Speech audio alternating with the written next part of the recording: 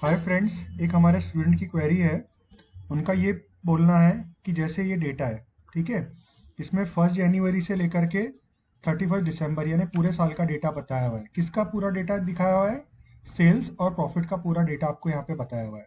तो वो क्या चाह रहे हैं कि यूजर को एक ऐसा ऑप्शन देना चाह रहे हैं कि यहाँ पे जैसे समझ लो स्टार्ट डेट लिखी रहेगी। हम एज्यूम करते हैं कि स्टार्ट डेट स्टार्ट हो रही है अप्रैल से, और यहाँ पे लिख देते हैं एंड डेट। तो एंड डेट लिखते हैं 31 अगस्त, और यहाँ पे एक बटन भी बना लेते हैं हम लोग। तो इलस्ट्रेशंस में जाएंगे, शेप्स में जाएंगे, और यहाँ से हम लोग ये बटन ले लेते हैं इस तरह से, और यहाँ पे लिख देते हैं ओके। अच्छा, जब हमने ओके लिखा तो नीचे जा रहा है, तो हम लोग होम में जाएंगे, इसको सेंटर कर देंगे। वर्टिकली और हॉरिजॉन्टली दोनों सेंटर हमने कर दिया। और इसका फॉर्मेट बदलना है तो फॉर्मेट बदल दीजिए। तो फॉर्मेट भी हमने बदल दिया। अब हमें करना क्या है कि जैसे यूजर यहाँ पे डेट डालेगा, स्टार्ट डेट और एंड डेट, और ओके दबाएगा, तो ये आपका जो डेटा है ना वो फिल्टर हो जाना चाहिए। बराबर है, यानी उतना ही डेटा दिखना चाहिए जो 1 अप्रैल से 31 अगस्त के बीच में। और जब ये ऐसा दिखेगा तो उसके बेसिस पे फिर आपको चार्ट बनाना है यहाँ पे। ठीक है, लेकिन एक बात होगी, जब आप चार्ट बनाओगे तो क्या होगा, हो सकता है ये हाइड हो जाए। अगर ये हाइड होगा तो आपका चार्ट भी हाइड हो जाएगा। तो उसके लिए भी हमें एक काम करना पड़ेगा, वो हम लोग देखते हैं आगे। तो सबसे पहले आप जाइए इंसर्ट में, क्योंकि आपको चार्ट बनाना है इसलिए आप इंसर्ट में जाइए, और यहाँ से आप एक चार्ट ले लीजिए। तो आप अभी देखोगे तो ये जो चार्ट दिखा रहा है वो आपको 1 जनवरी से लेकर के 31 दिसंबर का पूरा दिखा रहा है। वो इसका नहीं दिखा रहा है। तो आप क्या चाहते हैं, इसका दिखाए। तो इसका दिखाए तो आपको इसमें फिल्टर लगाना पड़ेगा। तो फिल्टर लगाना है तो उसके लिए आपको क्या करना पड़ेगा, जो डेट लिखा है आपको आपके पास में, तो उसको आप 2 बार यहाँ पे पेस्ट करिए। तो हम लोग यहाँ पे 2 बार इसको पेस्ट कर देते हैं। अब यहाँ पे आपको स्टार्टिंग की डेट बतानी पड़ेगी। तो आप लिखिए यहाँ पे is equal to greater than equal to, और यहाँ पे आप जोड़ दीजिए स्टार्ट डेट के साथ में। तो ये आपकी पहली डेट हो गई कि आपकी जो यहाँ पे जो डेट होगी ए कॉलम में, वो इस डेट से ऊपर होनी चाहिए या तो इक्वल टू होनी चाहिए। और दूसरा क्राइटेरिया आप बता दीजिए। दूसरा क्राइटेरिया आपका क्या है कि आपकी जो डेट है वो इस डेट से कम या इक्वल टू होनी चाहिए, इस डेट से कम या इक्वल टू होनी चाहिए। तो आप ये देखिए, अभी क्या है, हमने ये बता दिया और ये बता दिया, तो ये हमारा क्राइटेरिया हो जाएगा।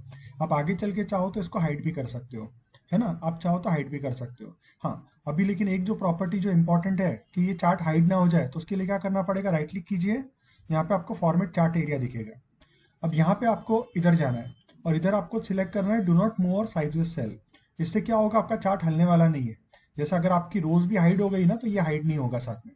तो ये चीज बहुत इंपॉर्टेंट है, इस बात का आपको ध्यान रखना पड़ेगा। अच्छा, अभी हम लोग के पास में देखो, एक तो डेटा आ गया है, एक यहाँ पे रेंज है, इस रेंज के हिसाब से यहाँ पे चेंज हो रहा है। तो अपना लॉजिक क्या रहेगा, हमारा लॉजिक ये रहेगा, हम लोग जैसे ही ओके दबाएंगे तो अपना मैक्रो चल पड़ेगा। मैक्रो क्या करेगा, ये डेटा को फिल्टर करेगा इस डेट के हिसाब से। और जैसे ही डेटा फिल्टर होगा तो ऑटोमेटिकली एक्सेल ये चार्ट को भी फिल्टर कर देगा। तो ये हमारा लॉजिक है। अब हम लोग इस पे काम करते हैं। सबसे पहले ओके पे आपको राइट क्लिक करना है, और यहाँ पे असाइन मैक्रो पे जाना है। यहाँ पे आप बोलिए रिकॉर्ड मैक्रो, क्योंकि आप रिकॉर्ड करना चाह रहे हो। अभी नाम चेंज मत करो, जो नाम है रहने दो। आपने किया तो यहाँ पे देखो रिकॉर्डिंग चालू हो गई आपकी। अब आपको क्या करना है, आपको इस सेल पे जाना है, ऑल्ट डी एफ ए दबाना है। यहाँ पे आपको बताना है कॉपी टू अनदर लोकेशन, नहीं सॉरी, आपको करना है फिल्टर लिस्ट इन प्लेस, आपको उसी जगह पे फिल्टर करना है। यहाँ पे आपकी लिस्ट की रेंज आ गई, और आप यहाँ पे क्राइटेरिया बता दीजिए। तो क्राइटेरिया ये आपका इधर आ गया। ठीक है, ये करके ओके कर दीजिए। आपने जैसे ही ओके कर दिया तो आपने देखा है आपका डेटा फिल्टर हो गया। आपका डेटा फिल्टर हो गया, और आप अगर देखोगे तो इस चार्ट में भी आपका डेटा 1 अप्रैल से दिख रहा है 31 अगस्त तक के। अब आपको एक बात का ध्यान देना है कि आपका मैक्रो रिकॉर्डिंग अभी चालू है, तो आपको उसको स्टॉप करना पड़ेगा। तो आप यहाँ पे जाइए, उसको स्टॉप कर दीजिए। अब यहाँ पे हम लोग डेट चेंज करेंगे। यहाँ पे हम लोग बोलेंगे हमें 30 अप्रैल तक का ही डेटा चाहिए। ठीक है, ये कर दिया हमने। अब यहाँ पे हम लोग क्लिक करते हैं तो आप देखिए इसे अप्रैल का डेटा दिखेगा।